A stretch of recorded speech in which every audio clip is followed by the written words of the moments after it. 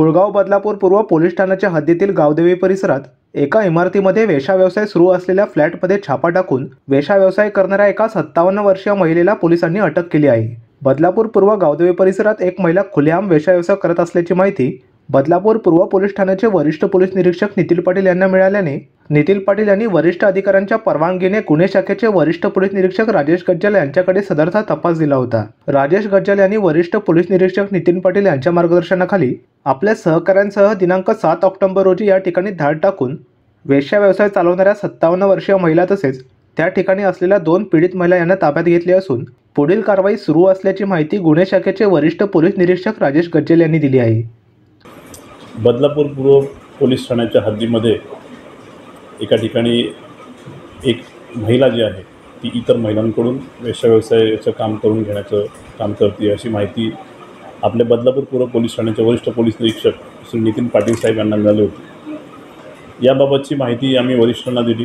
माननीय सहाय्यक पोलीस आयुक्त श्री काळे साहेब तसेच माननीय पोलीस उपायुक्त श्री गोरे साहेब यांना माहिती दिल्यानंतर माननीय वरिष्ठांनी त्या ठिकाणी योग्य ती खात्री करून छापा कारवाई करण्यावरचे आदेश दिल्याने आम्ही बदलापूर पूर्व पोलीस ठाण्याच्या हद्दीमध्ये एका ठिकाणी छापा टाकला। एका फ्लॅटमध्ये एक महिला जी आहे आरोपी ती इतर महिलांकडून अशा वेश्या व्यवसायाचं काम करून घेत होती हे दिसून आलं आणि मग त्या ठिकाणी तात्काळ त्या महिलेला ताब्यात घेण्यात आलं।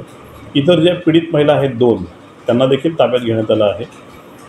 एक महिला आरोपी हिला अटक करून सध्याला मान्य न्यायालयाच्या आदेशानुसार ती पोलीस कस्टडीमध्ये आहे आणि इतर 2 महिला ज्या आहेत त्यांना महिला वसतिगृहात ठेवण्यात आलं आहे। सर कधीपासून नाही आता हे तपासाचं काम चालू आहे। 7 तारखेला म्हणजे 7 ऑक्टोबर 2025 रोजी दुपारच्या वेळेस ही रेड झालेली आहे।